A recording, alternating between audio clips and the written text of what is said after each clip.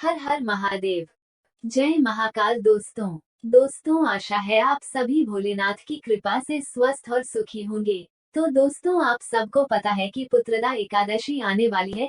जैसा कि इस एकादशी के नाम से ज्ञात हो रहा है, पुत्रदा मतलब संतान प्रदान करने वाली एकादशी। ये एकादशी एक तो सावन के प्यारे से महीने में आती है और एक पौष मास में आती है, जिसमें मनुष्य पुत्र की कामना के लिए व्रत करते हैं।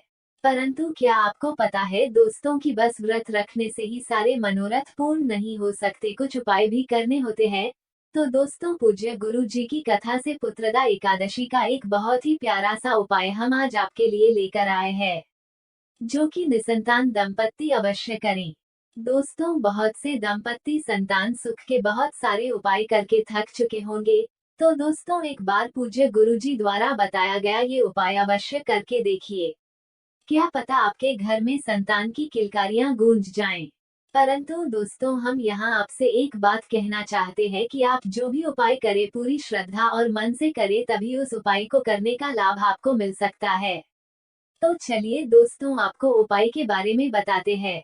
सबसे पहले ये बात जान लीजिए कि इस उपाय को करने के लिए किन चीजों की आवश्यकता होगी। तो उसमें 2 बेलपत्र, 1 कटोरी घी और 1 कटोरी खीर चाहिए।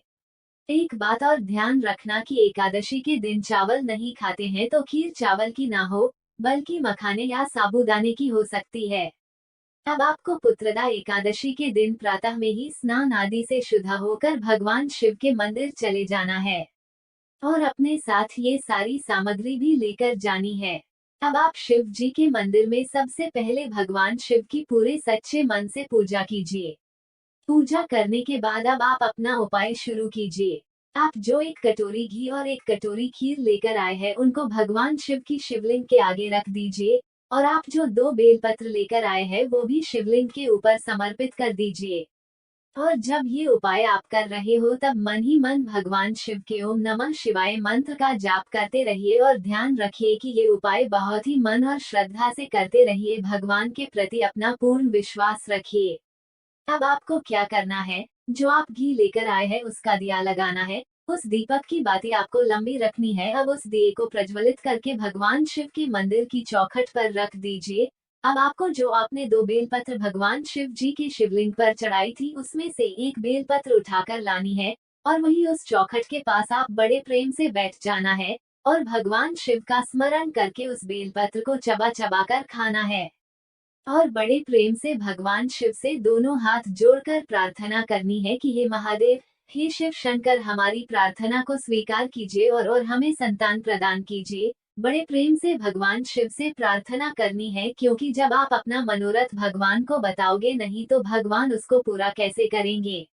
अब आपको वहाँ पर थोड़ी देर बैठना है और भगवान शिव का ध्यान करना है। भगवान शिव बहुत भोले हैं, वो अपने भोले भक्तों की पुकार को अवश्य सुनते हैं और उनके सारे मनोरथ पूर्ण करते हैं। बस मन में पूरी सच्ची श्रद्धा और पक्का विश्वास होना चाहिए।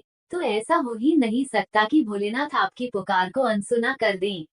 अब आपको क्या करना है, जो दूसरा बेलपत्र आपने शिवलिंग पर चढ़ाया था उसको उठाकर घर ले आना है और ये बेलपत्र अपने जीवन साथी को दे देना है और उसको कहना है कि वो भगवान शिव का स्मरण करके उस बेलपत्र को चबा चबा कर खा ले। यहाँ ये आपका उपाय पूर्ण हो जाता है। तो दोस्तों अब आपके दिमाग में आ रहा होगा कि ये उपाय किसको करना है। तो दोस्तों ये उपाय कोई भी कर सकता है, मतलब स्त्री भी और पुरुष भी। और ये उपाय पुत्रदा एकादशी के दिन सुबह सुबह करोगे तो ज्यादा अच्छा है। पर यदि किसी कारण से सुबह आपके पास समय नहीं है तो शाम के समय भी इस उपाय को कर सकते हैं।